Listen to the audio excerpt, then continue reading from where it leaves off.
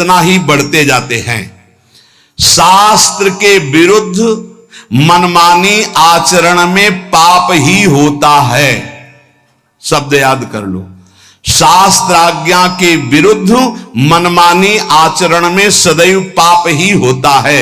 ये विकर्म बड़ा भयावह होता है और ये भारी दंड देता है, और ये कभी नष्ट नहीं होता। नष्ट तो भगवान कर सकते हैं केवल। ये आकाश में छाया हुआ शत्रु समझो, जिस समय इसका समय आएगा उसी समय भयानक घटना रूप बन जाएगा, ये रोग रूप बन जाएगा, किसी की भी बुद्धि में बैठकर आपका अहित करो। बड़ा विचित्र स्वरूप है।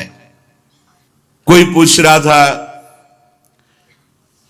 कि भाई भगवान के यहां तो बहुत नरक भोगवाएं फिर यहां जन्म दें और कष्ट दें, ऐसा एक पाप कर्म है? अगर इस सृष्टि में भारत में तुम एक कोई पाप कर्म तुम्हारा प्रकाशित हो जाए कि एक हिंसा की, एक बेविचार किया, एक छेड़ा, तो उसकी सजा देख लो जाके कानून में। बोले 20 वर्ष की जेल और 1 लाख रुपया जुर्माना। इसके बाद जुर्माना क्यों, जब उसको सजा दी जा रही है तो जुर्माना कैसे दे? उसको सजा दे दी। नहीं, कानून है, ऊपर से है जुर्माना। तुमने ऐसा किया 7 साल की जेल, 50,000 जुर्माना देना पड़ेगा।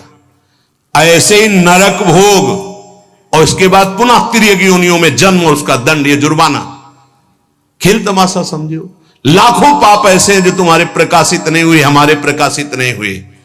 अगर भगवान की प्राप्ति नहीं होगी तो एक एक सेकंड के कर्म का भोग भोगना पड़ेगा।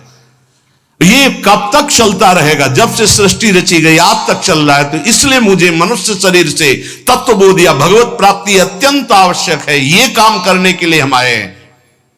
कर्मों को भोगना ही पड़ता है, चाहे जहां भाग के जाओ।